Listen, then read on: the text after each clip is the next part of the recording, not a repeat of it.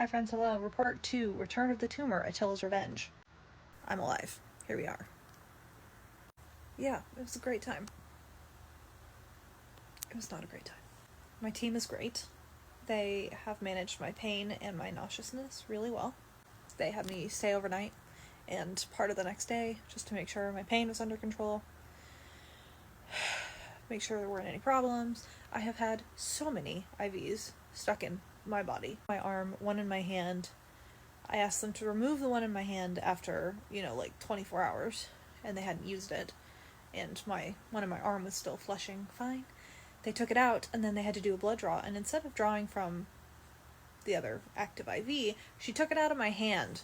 You can't see it, that's my watch. But, out of, right by the bone in my wrist is where they did the blood draw, and that fucking hurt. Don't suggest that. It's not fun.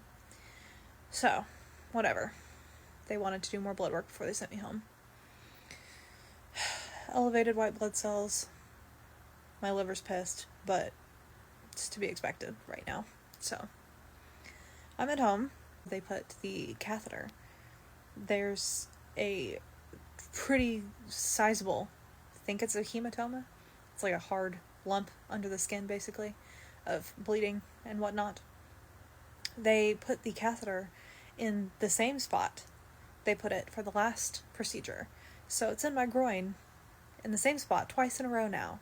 So obviously my body is like, please don't do that anymore, thanks. Because it's so much more painful this time. So much more painful. I'm having trouble walking, it hurts so bad. But it's okay, I'm hanging in there. Pain. Ow, still not good. Nauseousness. Still there. So, still ow and ugh when it comes to everything happening in that general space right now. All the blood work, all the poking, all the prodding. I'm so tired of blood pressure cuffs and doing my vitals every couple of hours. I'm happy to be resting in my own bed where people aren't going to poke me and prod me with things. I will post new videos whenever I can get out of bed and film them, because right now I'm not doing any of that. You get stuck with whatever is in the drafts, so sorry for you. You'll get some new stuff eventually. My bad. But I literally can't. So hopefully I can work from home later this week if I'm feeling okay.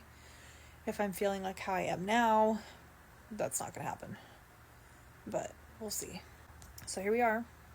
I'm recovering. It looks like I'm gonna survive, so that's great. And I would like to never do this again, which is funny because I said that the last time, but here we are. A surprise surgery on a Thursday morning, and they tell you about it on Monday. So the good news is the radiologist I talked to, even though Attila, my 10-centimeter tumor, has not shrunk, apparently part of her is dead. So hallelujah to that. Part of her is dead. And hopefully after this procedure, the rest of her will be dead. I hope. Because it's getting really fucking annoying. The compressed stomach and nauseousness and pain and all of that is getting really annoying. So anyway. Also, lots of that from having a tube stuck down my throat, which it is not thrilled about that happening. It never fails. Every time I'm in the hospital, my entire, surgical team or doctor team is always a bunch of hot dudes. Hey, it's me in a shower cap, what's up? Every time. It still went really well, and my team is awesome, and they were really, really, really helpful. And the anesthesiologist in particular was, on it. Because as soon as I was being woken up from my surgery, and I'm half out of it, the only word I could get out was nauseous. Disappeared and then came back and gave me something real fast, and then I was like, oh, I'm not nauseous anymore. Sweet. So he was on it. So thanks to him. You know who you are. But yeah. The rest of my team's been awesome too. So now I just recover. So here I will be. And one of these days you'll get some new videos. So anyway, that's all for now. I go back in 3 months for more imaging to see how well this time worked. We'll see. Okay, bye.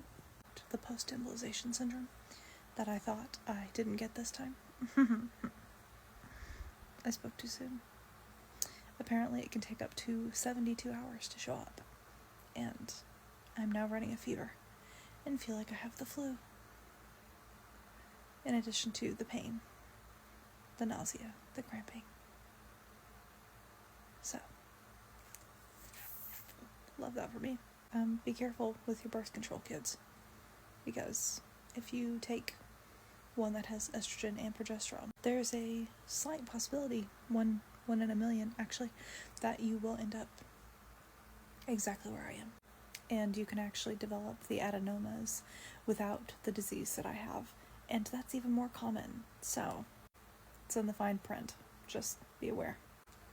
You really don't want to be doing what I'm doing. It's not a good time. Anyway. Meds and rest, basically. Okay, bye.